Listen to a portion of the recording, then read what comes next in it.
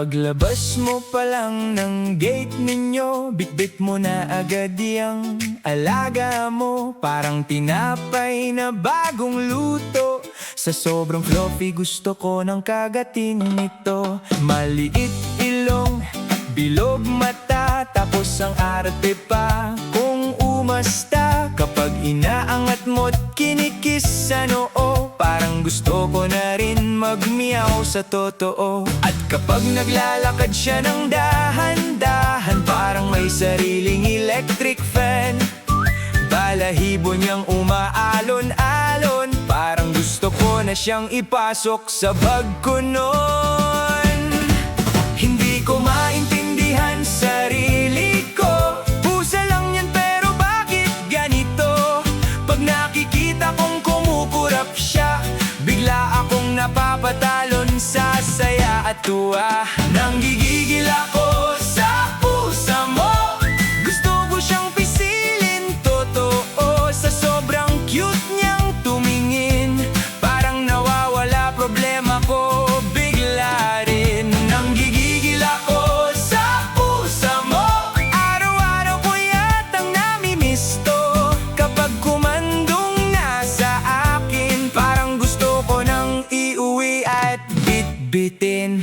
At tuwing maririnig kong bigla akong napapalingon agad, parang may sariling gayumay ang alaga mo, na mas malakas pa yata sa mga ngiti mo. Parang di na yata healthy to, gallery ko puro mukha ng pusa mo. Imbes selfie o litrato natin, pusa mo laman ang buong cellphone screen. Minsan bumili ako ng cat food, nakalimutan ko tuloy pasalubong mo. Tapos ikaw nakasimangot sa gilid, parang mas mahal mo pa yan. Teka, nanggigigil ako sa pusa mo, gusto ko na siyang yakapin buong buo. Kapag tumitig siya ng matagal, parang puso ko'y napapa. Nanggigigil ako sa pusa mo, araw-araw ko yatang namimisto. Kapag kumandong na sa akin, parang ayoko nang umuwi sa amin. Kung pwede lang sana minsan, ikaw naman ay lambingin ako.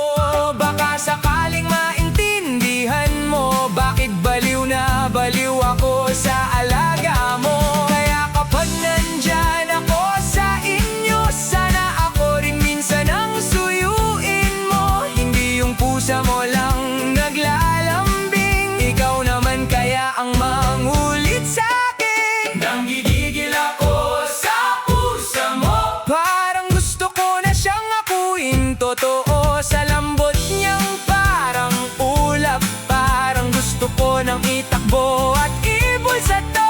Nanggigigil ako sa pusa mo, pero medyo sa'yo na rin siguro. Kasi kung sino may-ari nun, siguradong cute rin hanggang ngayon. Hindi ko na talaga kaya, pakihawak nga ako. Baka mapisil ko pusa mo sa sobrang gigil.